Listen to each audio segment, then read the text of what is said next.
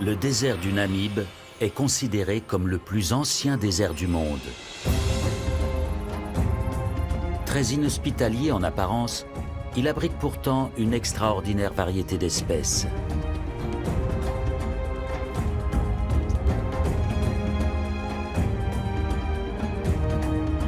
Avec seulement 20 mm de précipitations par an, et bien que bordé par l'océan Atlantique, le désert du Namib est d'une aridité extrême.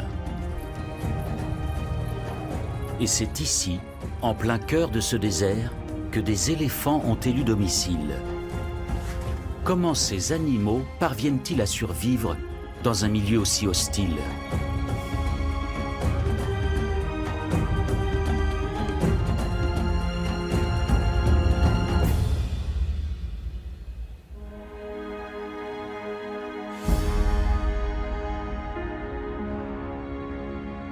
La Namibie se trouve dans le sud-est de l'Afrique. Sur environ 2000 km le long de son littoral s'étend le désert du Namib.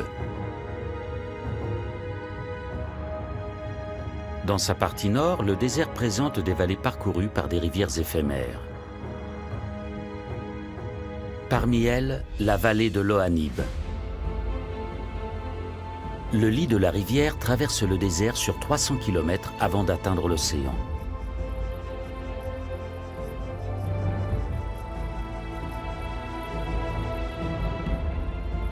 Mais l'eau n'y coule que quelques jours par an.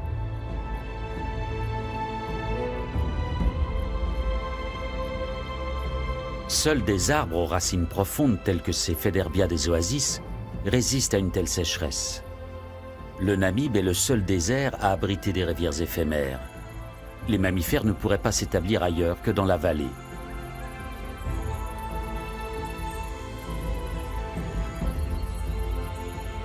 Et les éléphants du désert sont ici chez eux. Contrairement à d'autres éléphants d'Afrique, les éléphants du désert vivent en très petite harde. Extrêmement rares, ces pachydermes au mode de vie très atypique sont suivis de près par des chercheurs qui ont attribué un prénom à chacun d'entre eux.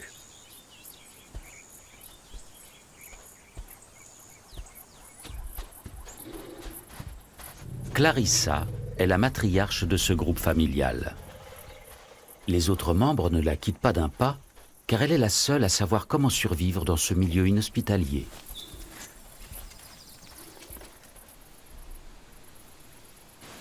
Dans la vallée de l'Ohanib, les fruits des Federbia sont mûrs. Leurs gousses renferment des graines riches en protéines.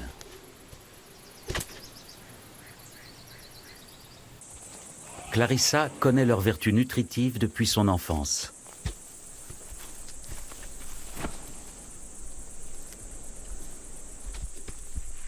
Maya, la benjamine, tente elle aussi de goûter aux fruits. Mais elle manque encore un peu d'entraînement. Heureusement, elle peut encore profiter des protéines du lait maternel. Les éléphants du désert se reproduisent 2 fois moins que leurs congénères vivant dans d'autres écosystèmes. Et pour mieux préparer leur progéniture aux conditions extrêmes, les femelles doublent la période d'allaitement.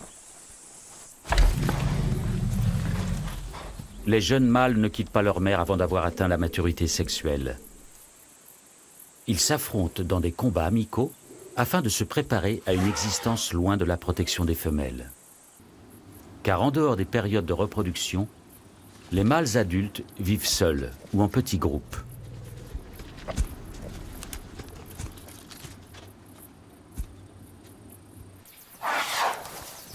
Yapi est le plus habile des jeunes mâles. Il atteint de hautes branches sous le regard envieux de son frère cadet.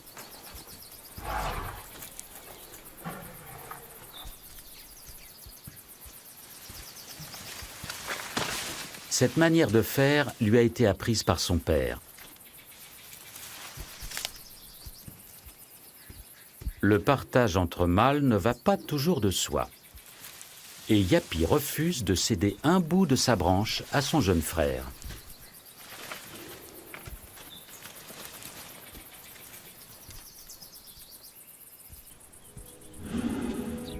Leur père, One Tusk, va sur ses 60 ans.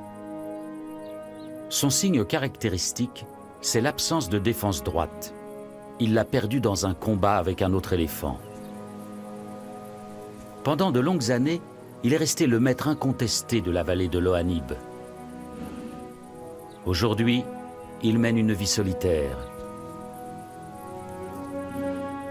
Un éléphant du désert en bonne santé parcourt jusqu'à 10 000 km par an à la recherche de nourriture.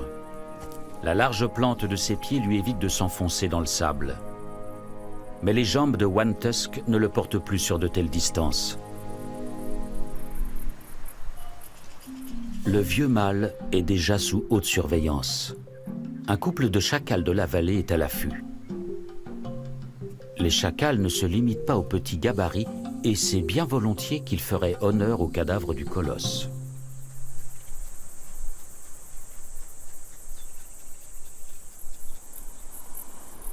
Clarissa guide Saad vers une nouvelle oasis de nourriture. Dans cette vallée transversale, les animaux trouvent toutes sortes d'herbes et d'arbustes. Les éléphants du désert prennent le plus grand soin de la source de leur nourriture, bien plus que les pachydermes vivant dans d'autres environnements. Au lieu d'arracher les plantes avec leurs racines, ils en récoltent délicatement les jeunes pousses, si bien que les arbustes peuvent continuer à se développer.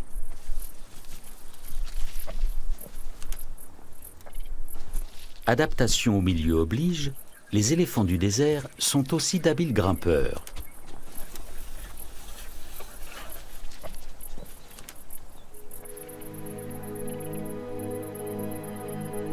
Le vieux One Tusk atteint à grand-peine un des Féderbia dont Clarissa et les siens ont eu la primeur. Et la harde n'a laissé que de maigres reliefs.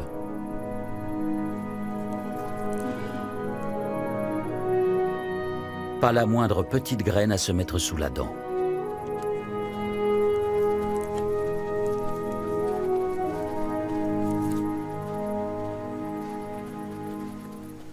Pour la faune du Namib, survivre est un défi quotidien. Souvent, les animaux doivent parcourir de longues distances pour trouver de l'eau. À défaut de connaître des points d'eau cachés, la plupart des éléphants s'hydratent avec la nourriture qu'ils ingèrent. La moindre petite feuille verte contient de l'eau et c'est toujours ça de prix.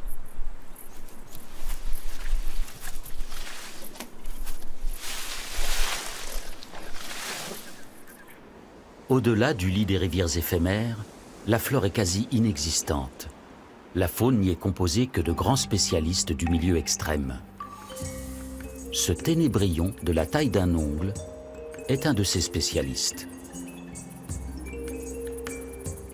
L'évolution a modelé son corps de façon ingénieuse. La moindre trace d'humidité présente dans l'air se condense sur sa carapace.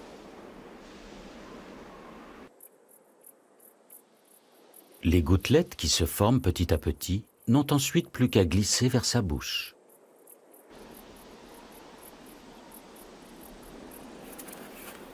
Le ténébrion a besoin de brouillard pour survivre. Mais comment expliquer la présence de brouillard en plein désert? Le Namib est un désert côtier. Le long de ses côtes, le courant froid de Benguela, originaire de l'Antarctique, fait descendre la température de l'océan à 12 degrés.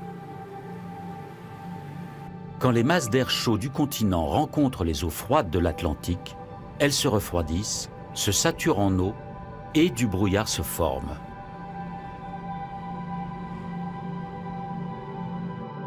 Grâce à ce phénomène, le littoral de la Namibie est embrumé environ 200 jours par an. Parfois, le brouillard s'étire vers l'intérieur des terres sur des centaines de kilomètres et atteint les vallées des rivières éphémères.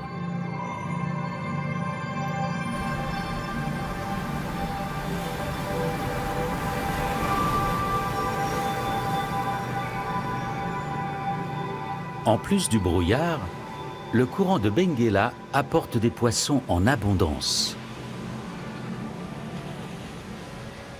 qui font le régal des otaries.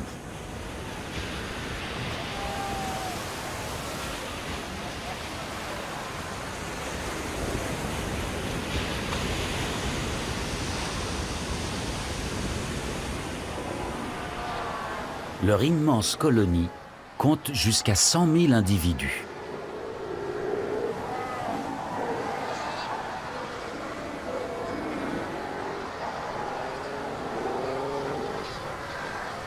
Grâce au courant froid de Benguela, la côte du Namibe est un paradis pour les phoques et les oiseaux marins.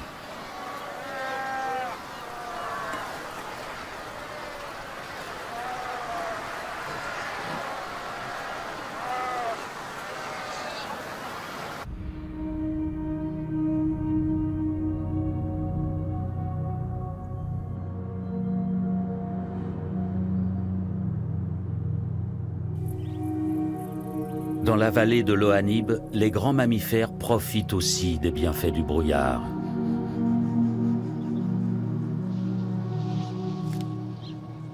Yapi et son frère absorbent les gouttes de rosée qui se déposent sur l'herbe et les feuilles.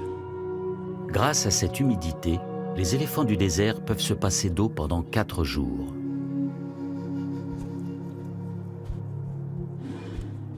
Pour l'instant, les 2 mâles vivent en solitaire, mais ce n'est plus pour très longtemps.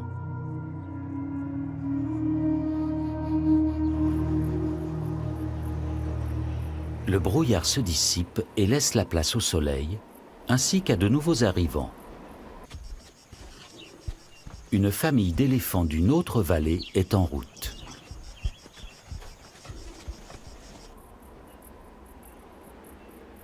Ces animaux répondent à l'appel de leurs congénères. Les sons leur parviennent à travers la plante des pieds. Les éléphants du désert ne se regroupent qu'à de très rares occasions entre individus de différentes familles. Et jamais en dehors de la saison des amours, qui ne dure que quelques semaines. Ils sont de plus en plus nombreux à se joindre à la harde de Clarissa. Certains expriment leur joie des retrouvailles après plusieurs années de séparation.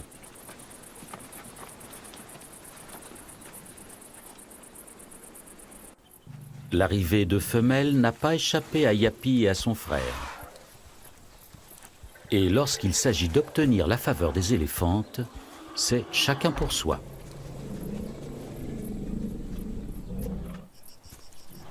Quant au vieux One Tusk, il laisse les combats aux jeunes.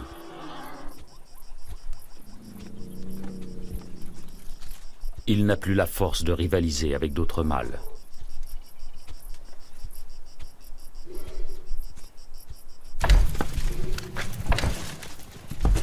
Ses fils et petits-fils s'adonnent pleinement à l'effervescence des amours.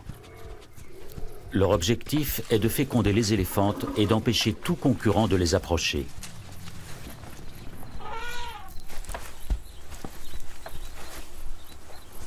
Yapi n'arrivera à ses fins qu'en utilisant un subterfuge pour isoler Clarissa du reste de la harde.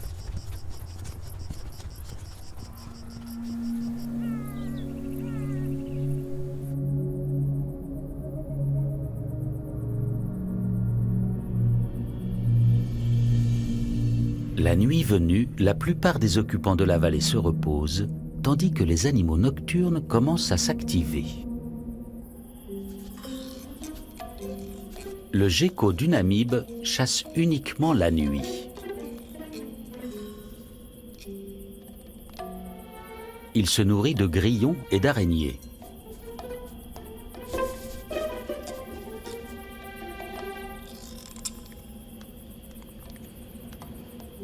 Comme les grenouilles, il possède des pattes palmées qui lui permettent de ne pas s'enfoncer dans le sable.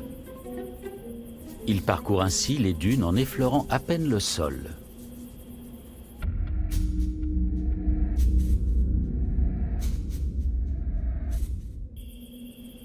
Pour le gecko, la vigilance reste toujours de mise.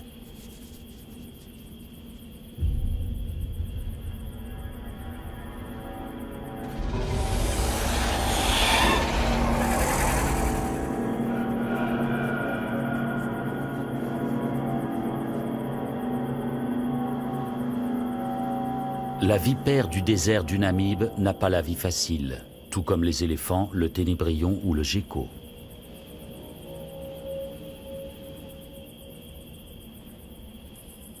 Elle ne peut s'hydrater qu'à travers sa nourriture.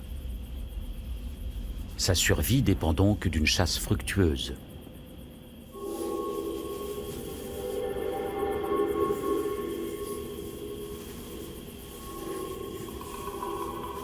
Lorsqu'elle repère un terrain propice, elle s'enfonce dans le sable et guette ses proies.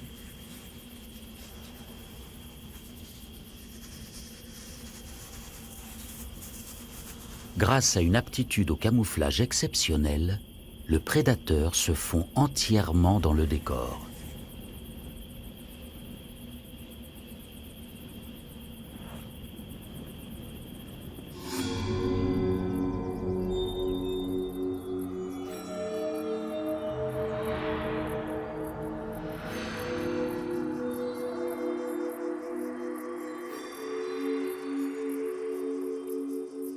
Le soleil est dangereux pour le gecko qui doit s'en protéger s'il ne veut pas mourir déshydraté.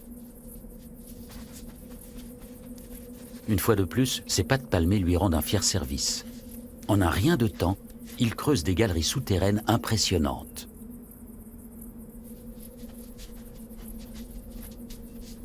Il s'enterre jusqu'à 1 mètre de profondeur.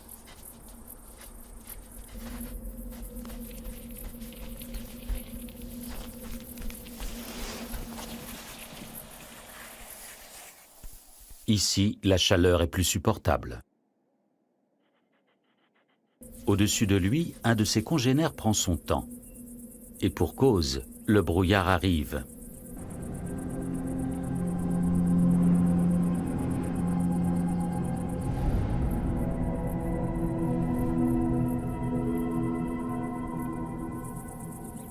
La condensation forme des gouttelettes à la surface de ses grands yeux.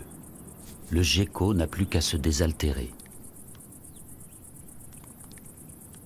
La nature a encore fait preuve d'ingéniosité.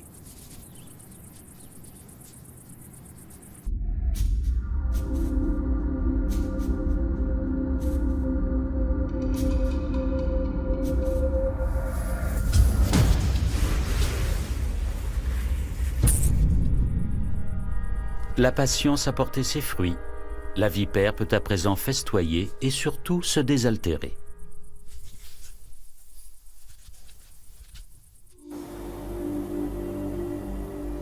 L'hiver namibien touche à sa fin et le brouillard tempère moins souvent le climat.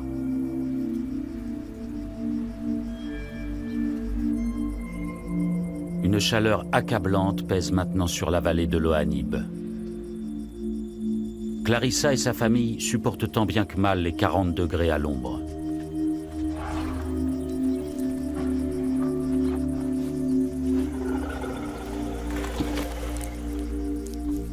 Les éléphants ne transpirent pas. Pour évacuer la chaleur de leur corps, ils bougent leurs oreilles. Mais par ces températures extrêmes, les animaux semblent ne même plus avoir la force de se ventiler. Pour les plus jeunes, la chaleur peut représenter un danger mortel. Maya paraît exténuée.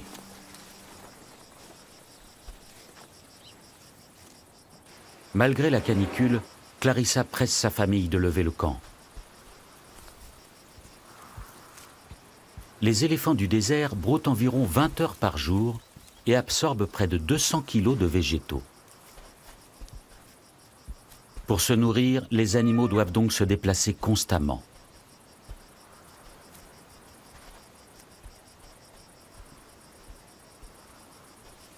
Ce jeune mâle est tellement épuisé qu'il n'a pas entendu le signal du départ. À son réveil, il cherche sa famille, mais en vain.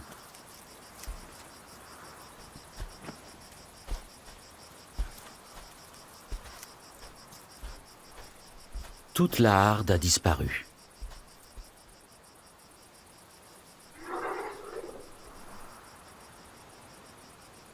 Mais Clarissa et les autres se sont rendus compte de son absence.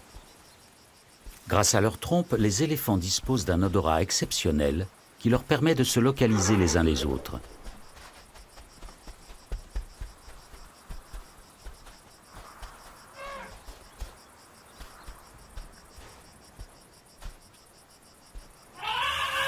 Finalement, c'est la jeune Maya qui donne l'indication décisive au mâle égaré. Il sait maintenant quelle direction prendre.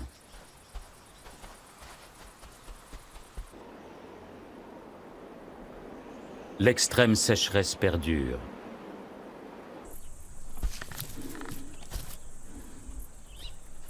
Clarissa et sa famille doivent se contenter d'un arbre mort pour toute nourriture. Dans le désert, un arbre de cette taille ne se décompose qu'au bout de nombreuses années. Les éléphants sont les seuls à pouvoir le rendre comestible pour les autres animaux. Les pachydermes n'assimilent en effet que 60% de ce qu'ils mangent et éliminent le reste. Ils répandent ainsi les graines des arbres avec leurs excréments. Certains animaux, comme les pintades de Numidie, se nourrissent essentiellement des résidus non digérés par les éléphants. Même les babouins de la vallée se rabattent sur les déjections des grands mammifères, faute de mieux.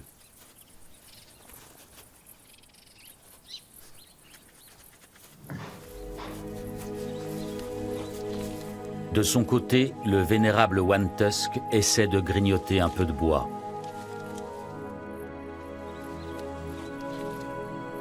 Les molaires d'un éléphant repoussent 6 fois au cours de sa vie.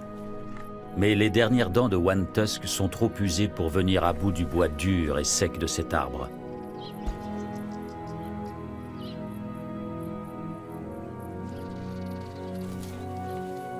Ailleurs, en Afrique, les éléphants âgés se retirent dans des zones marécageuses pour se nourrir de feuilles tendres.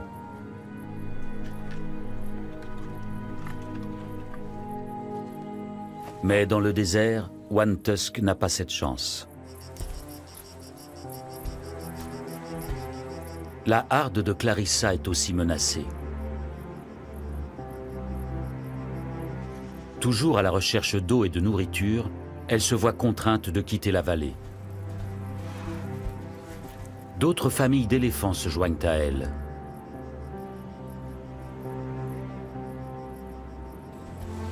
Seule Clarissa connaît les points d'eau rarissimes et bien cachés. Grâce à son expérience, elle est aussi la seule capable d'en dénicher de nouveaux. La vallée de l'Ohanib se vide progressivement de ses habitants. Les chacals décident eux aussi de se diriger vers les côtes. Affamés et assoiffés, ils espèrent y trouver de la nourriture. One Tusk, lui, n'a plus la force d'entreprendre un tel voyage. Seule une pluie providentielle qui ferait pousser de l'herbe tendre pourrait le tirer d'affaire.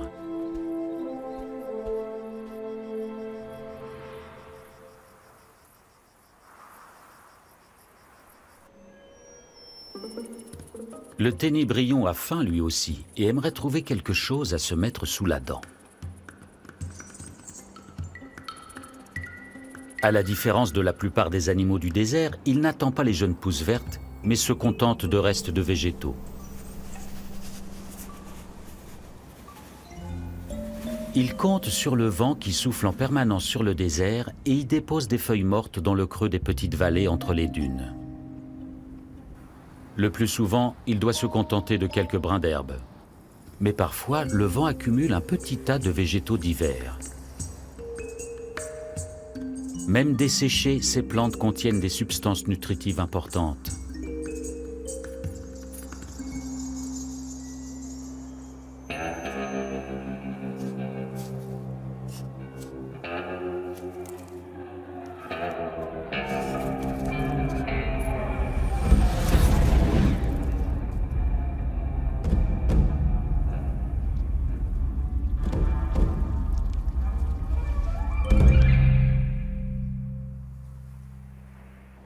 Le caméléon Namaqua est un prédateur redoutable.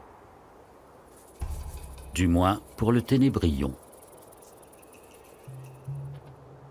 La rapidité du saurien ne lui épargne pas quelques courses-poursuites.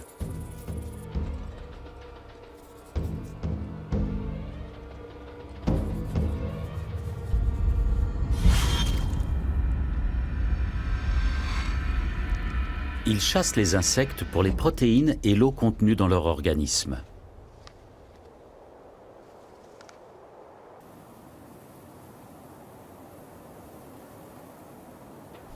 Le caméléon Namaqua est le plus grand animal à sang froid du Namib. Des reptiles plus grands ne pourraient y survivre.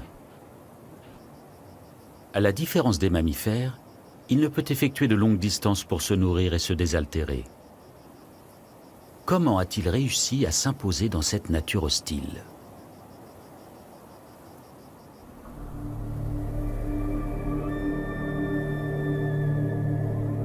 Il faut regarder en direction de la vallée du Dead Valley pour avoir la réponse. Autrefois, elle abritait une rivière comparable à celle de l'Ohanib. En remontant le cours d'eau, des animaux se sont aventurés parfois très loin à l'intérieur du désert. Puis, il y a plusieurs siècles de cela, des dunes ont progressivement recouvert le lit de la rivière et fait barrage à l'arrivée d'eau. Mais la lenteur de ce phénomène a permis aux animaux de s'adapter au changement.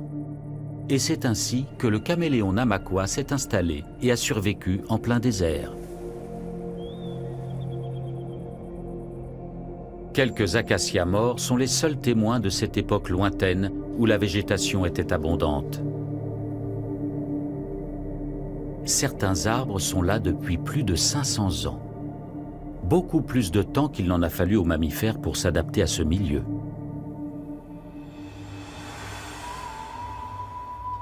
Leur capacité à parcourir de très longues distances leur a largement facilité l'acclimatation dans le désert. Le couple de chacals s'approche maintenant de la côte.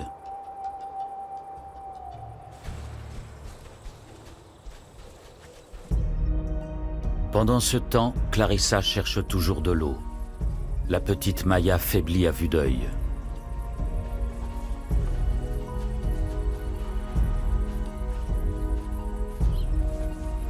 La harde doit faire des pauses régulières. Les animaux arrivent tous à bout de force. Clarissa n'a presque plus de lait pour sa fille.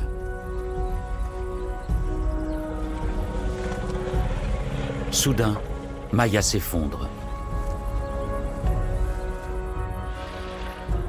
Mais Clarissa l'incite aussitôt à se relever. Il faut continuer à marcher.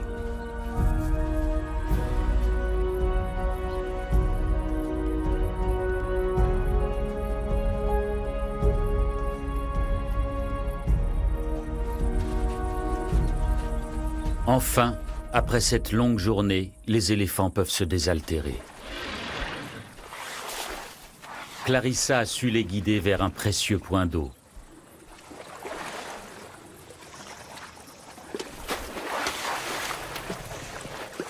Les éléphants du désert ne boivent jamais plus de 100 litres par jour.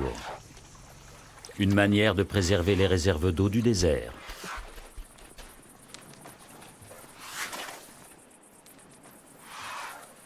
Cette douche de poussière permet aux animaux de protéger leur peau contre les brûlures du soleil. Demain, au lever du jour, Clarissa donnera de nouveau le signal du départ. Il reste encore une longue marche jusqu'au prochain pâturage.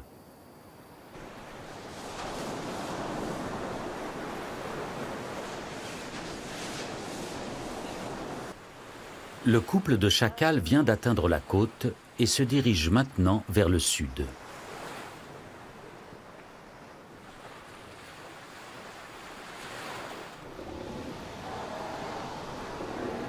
En ce moment, chez les otaries, une nouvelle génération vient au monde. Comme la plupart des femelles, cette jeune mère est sur le point de mettre bas.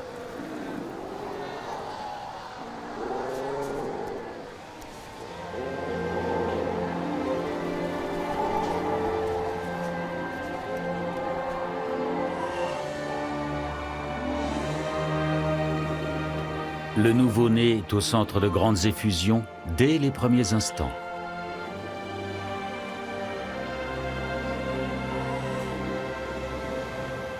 La voix et l'odeur de chaque animal sont aussi uniques que les empreintes digitales chez l'homme.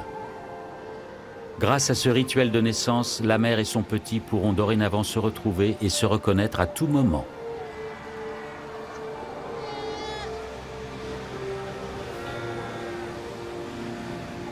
Quelques minutes après, c'est déjà la première tétée. La jeune femelle guide son bébé encore malhabile.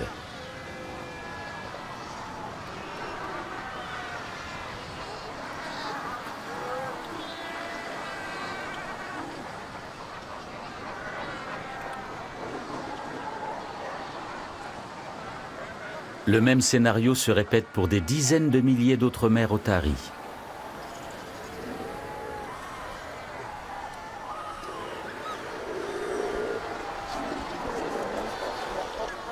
Dans la colonie, les animaux sont de plus en plus à l'étroit.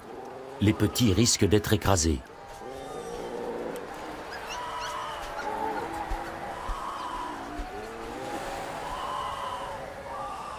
Afin de les protéger, les adultes mettent en place de véritables crèches. La jeune mère vient elle aussi y déposer son petit.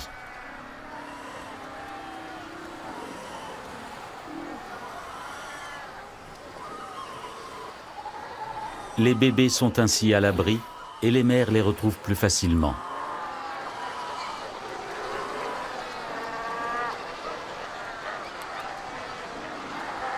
Elles doivent chasser quotidiennement pour se nourrir et donner à leurs petits un lait nutritif.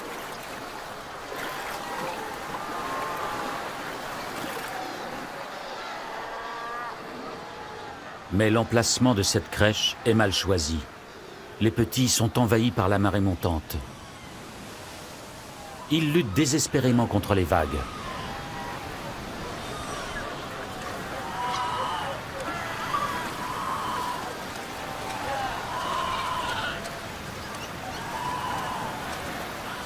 En vain, la mer emporte la plupart d'entre eux.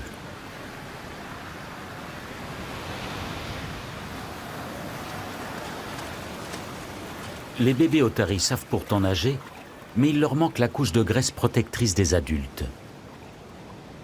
À peine née, cette petite otarie lutte de toutes ses forces pour sa survie.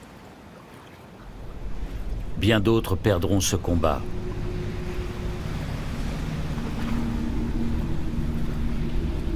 En quelques minutes, les petits sont à bout de souffle et ne peuvent plus garder la tête hors de l'eau.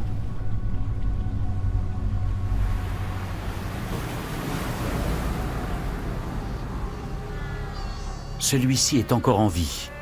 Avec une volonté de fer, il nage vers le rivage.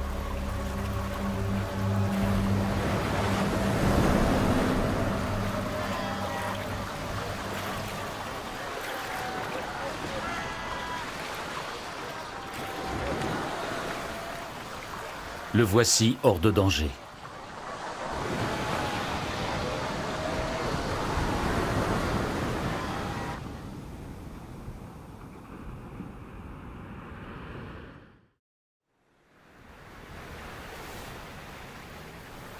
Un jour nouveau se lève sur le théâtre du drame. Les vagues ont déposé les cadavres des bébés otaries sur la côte.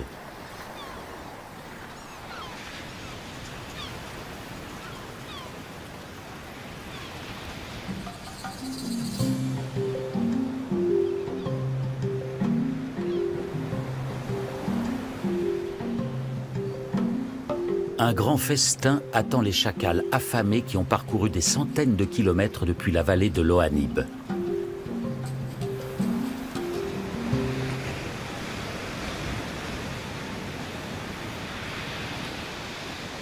La colonie d'otaries est devenue leur unique source de nourriture.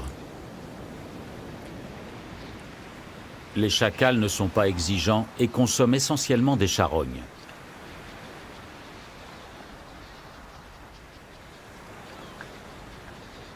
Ils vont passer les prochaines semaines sur la côte. Lorsque les petites otaries seront devenues des nageurs plus chevronnés et endurants, la colonie offrira moins de nourriture aux chacals. Ils retourneront alors dans la vallée de l'Ohanib.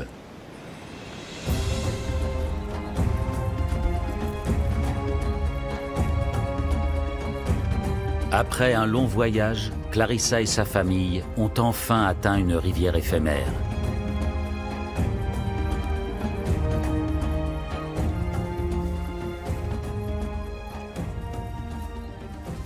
La matriarche savait d'instinct qu'ici, la végétation serait plus abondante, même en période de sécheresse.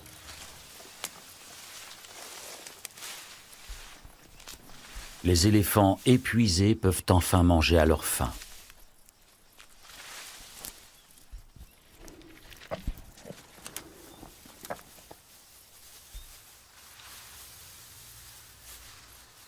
Le ventre bien rempli, Maya plonge dans un sommeil réparateur.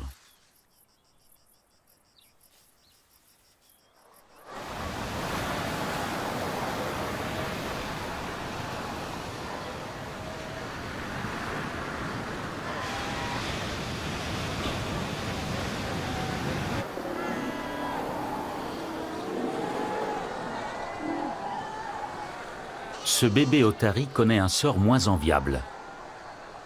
Il a échappé de justesse à la noyade, mais il ne retrouve plus sa mère.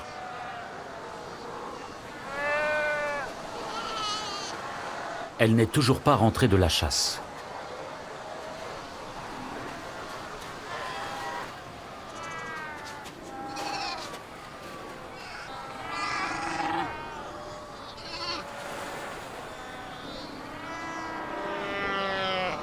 Le petit croit reconnaître la voix de sa mère.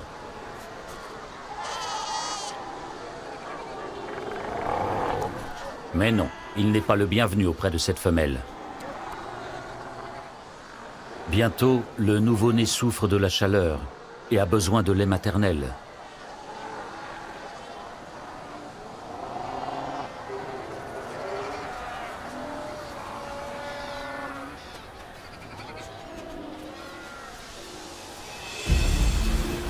À la mi-journée, la voici enfin de retour.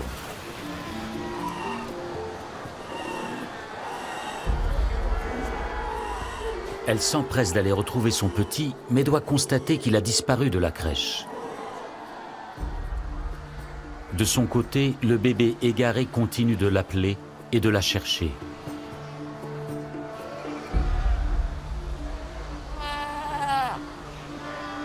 De nouveau, il croit reconnaître la voix maternelle.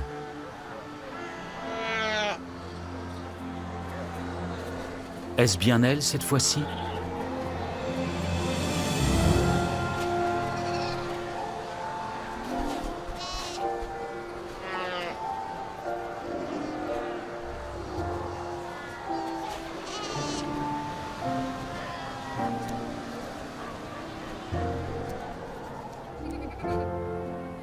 La mère et son bébé s'abandonnent à la joie des retrouvailles.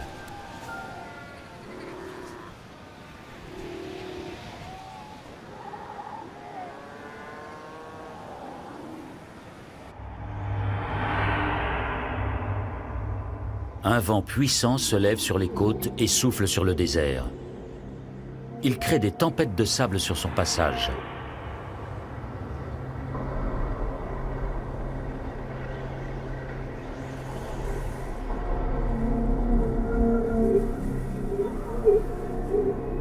Elles atteignent bientôt la vallée où séjournent Clarissa et sa famille.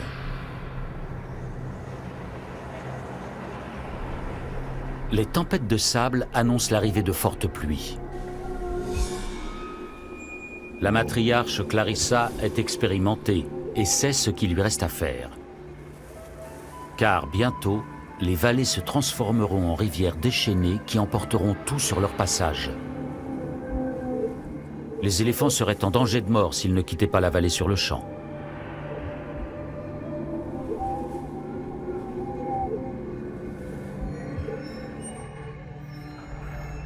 Le lendemain, la rivière surgit en plein désert.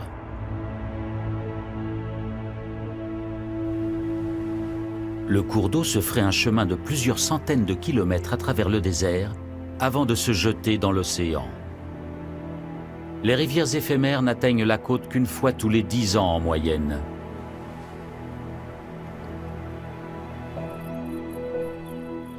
Quelques jours après la pluie, des jeunes pousses vertes apparaissent dans le Namib.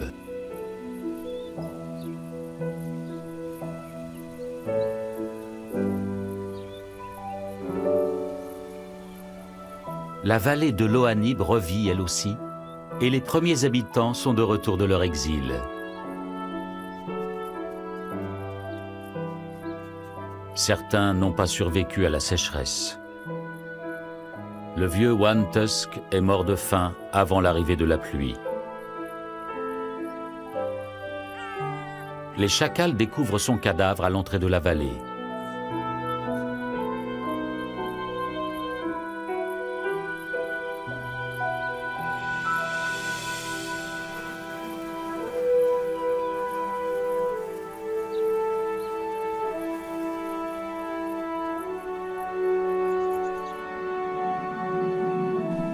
Ils attendent la nuit tombée pour se risquer auprès du cadavre du colosse.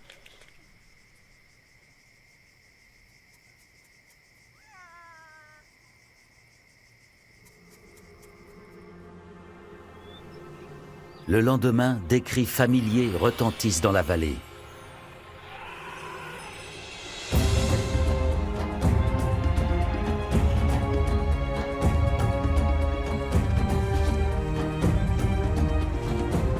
Clarissa est de retour avec sa famille. Les éléphants ont échappé au flot et reviennent tous sains et saufs. La petite Maya se porte bien, elle aussi. Enfin, la harde aperçoit la vallée de l'Ohanib verdoyante.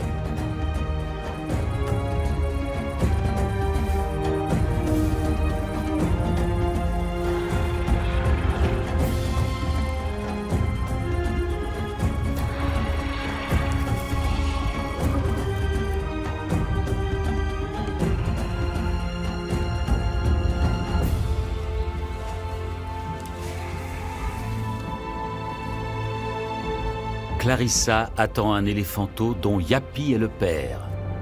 La nouvelle génération héritera elle aussi de la force et de l'expérience du vénérable One Tusk.